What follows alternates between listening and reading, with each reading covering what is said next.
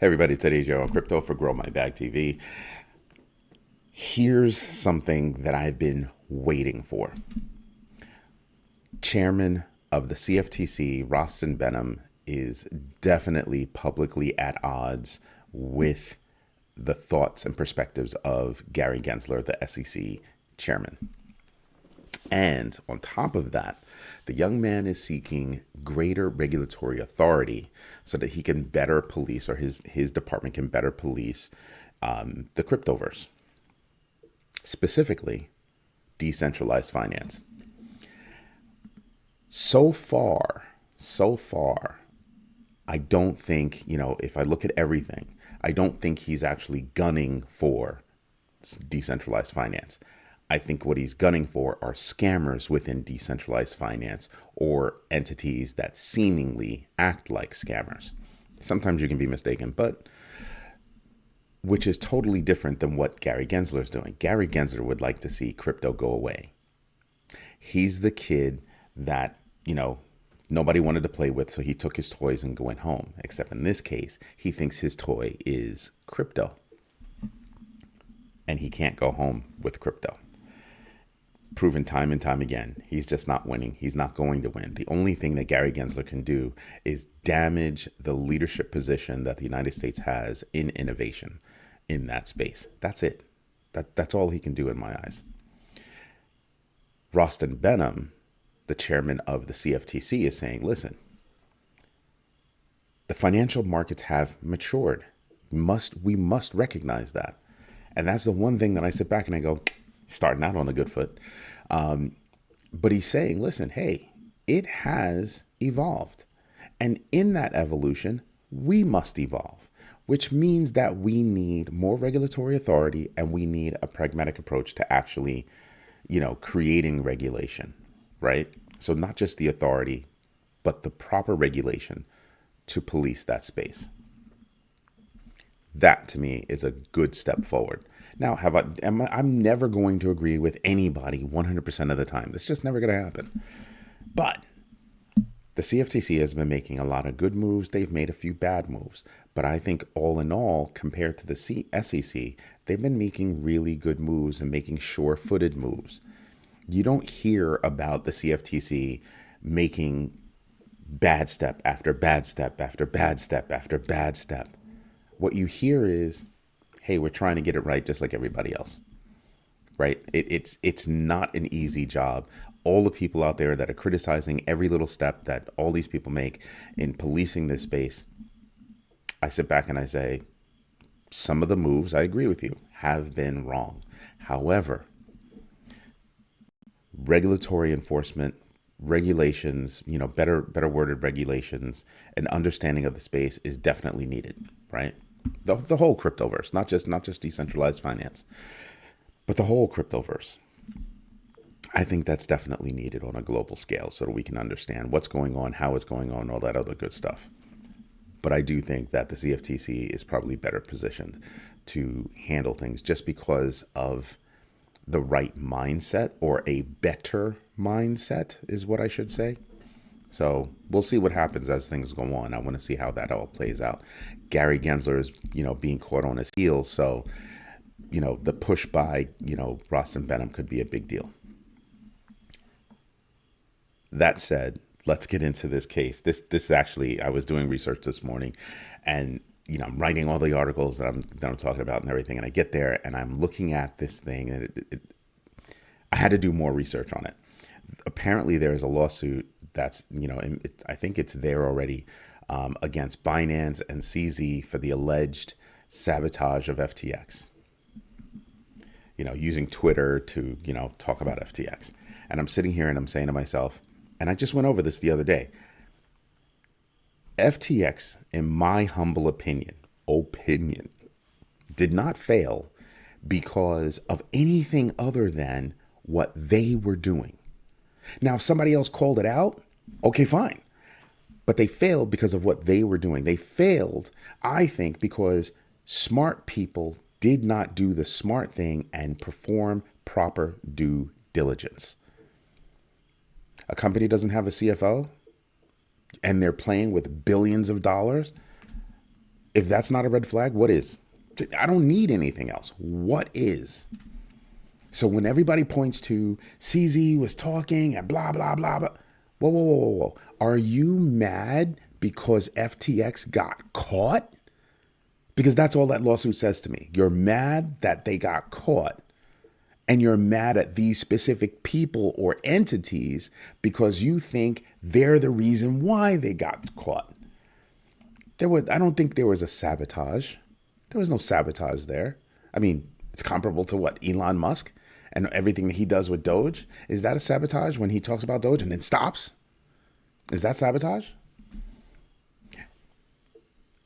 I think people need to rethink certain things, certain aspects.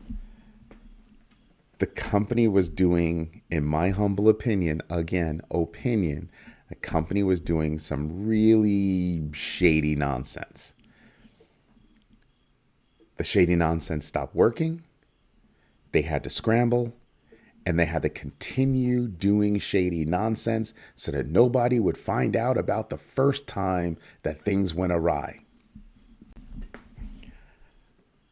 We've got to have more than just people that want to make money. I get it. Everybody wants to make money. But at some point, you've got to pull back, stop, and kind of go, okay, we're supposed to do due diligence here.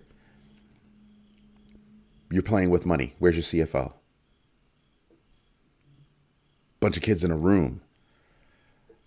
Where's your CFO? Where's the person that's actually going to be accountable for this stuff? Did they really have everybody hoodwinked that, oh, we don't need a CFO. CFO would never be able to do this. I don't know. I guess in the lawsuit, I guess, in all the suits that are going on, all the cases that are going on, I guess that's what we're going to find out. But a lawsuit against CZ and Binance, truthfully, okay, I'll say it now. I think it's frivolous. I think it's a frivolous case at best. At best.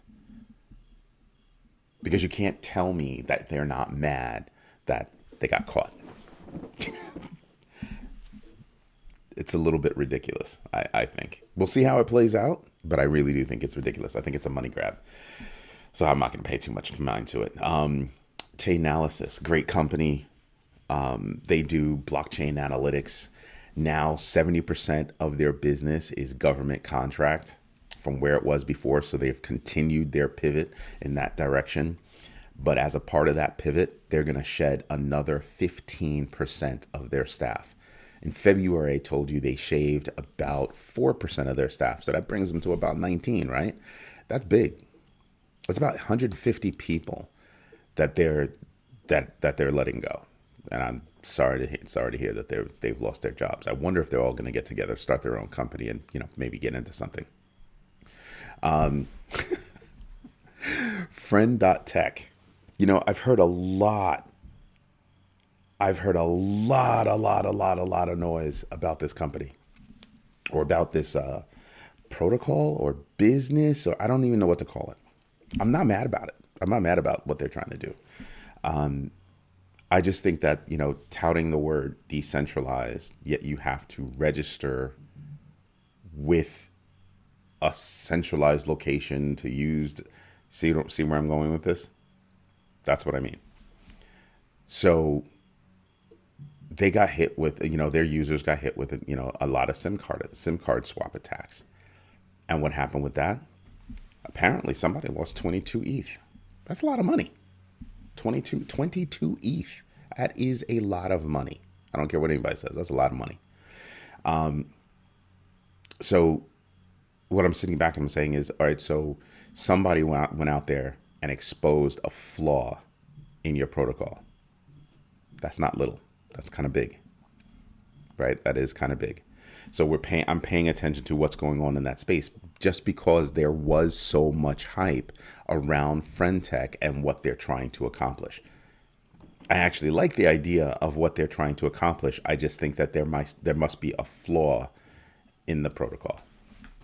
Again, I'm not sure if it's a protocol, a platform. I'm not sure about how it works because I don't use it, but I found it interesting that happened. Something else, IMF introduced a crypto risk assessment matrix, and I'm thinking, that's interesting. I have to get more details on it, but that could be interesting. Anyway, let's get into the numbers.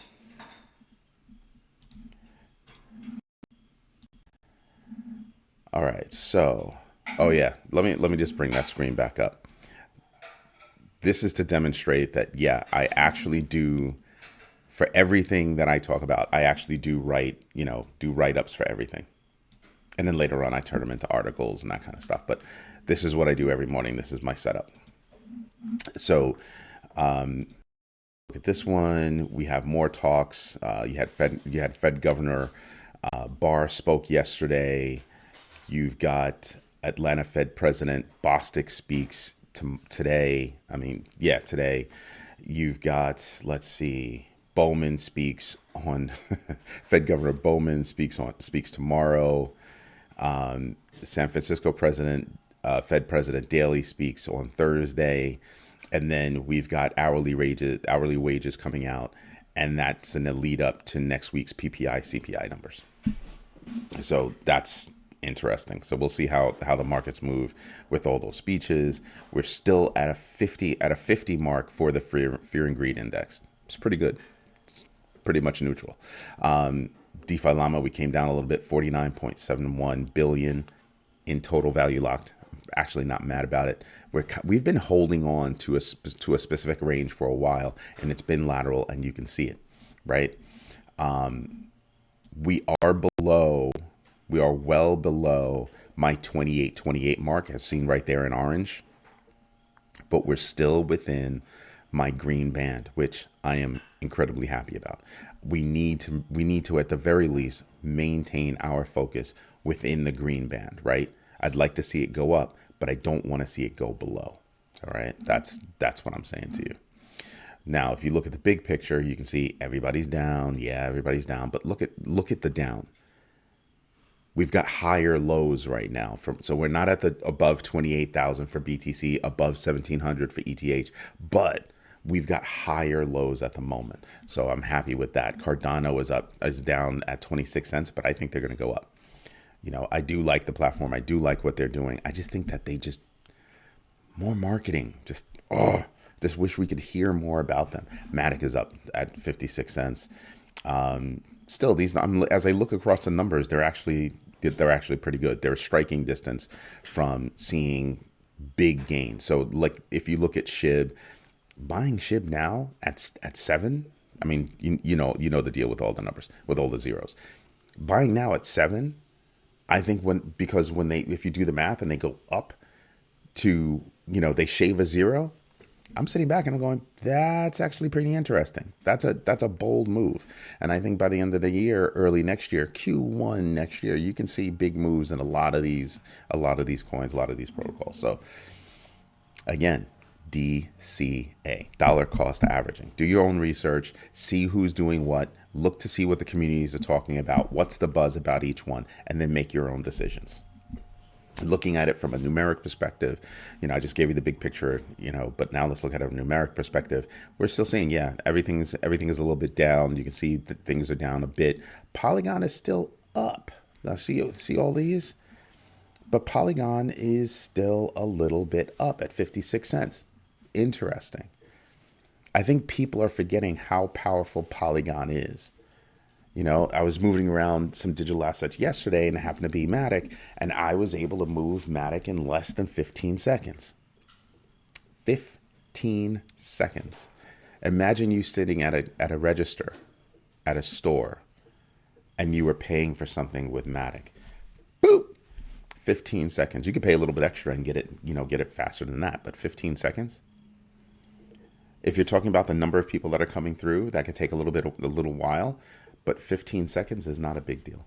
It's not a big deal at all. Cashier, I can think of a system right there where the cashier punches everything in, QR code pops up, person zaps the QR code.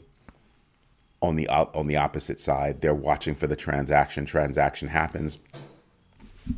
Cashier says, okay, here's your stuff, and you go on about your business. Yeah, that's kind of how I'm looking at the world right now. Anyway, this is Eddie J on Crypto. I really hope you like what I'm doing. If you do, drop me a note. I really love the comments. If you don't tell me you don't like it. Tell me how you'd like to see me improve. Somebody told me they wanted me to stop putting lotion on in the morning, so I cut that out. While I'm on camera. So I cut that out, but it actually helps me think. So I might do it from time to time. It helps me keep, get focused on doing what I'm doing. So don't know if I'm actually going to cut that out forever. But I like the, people asking me, hey, I saw you do research yesterday on something. So I did my own research. Somebody actually did their own research, but, off of what I told them to do yesterday with regard to Honda. A note about that, I saw, a big blogger out there, a big YouTuber, actually make the mistake that I said don't make, and announce it. Oh yeah, Honda's doing this, blah blah blah blah. If Honda was, and here's my argument: if Honda was actually going to accept crypto, it would be on CNBC. It'd be on Fox. It would be all over the place. That would be a momentous occasion. And reason why? Well, because everybody thought Elon was going to do it first. Honda doing something like that would be just ridiculous. But you don't hear about that. That's not what you're hearing. But when I saw that person do it, I sat there and I was like, and they had the screen up of where they got the news. And I sat there and I was like, yeah, that's not a reputable source. It's not a reputable source. So pay attention to that, because I have yet to see Honda say they have a deal. They've partnered with a company. Haven't seen it yet. So until I do, I'm not going to believe it. Again, do your own research. Pay attention to things that are going on out there. Anyway, I hope you have a good one. Have a great day. It's Eddie J on Crypto for Grow My Bag TV. Bye-bye.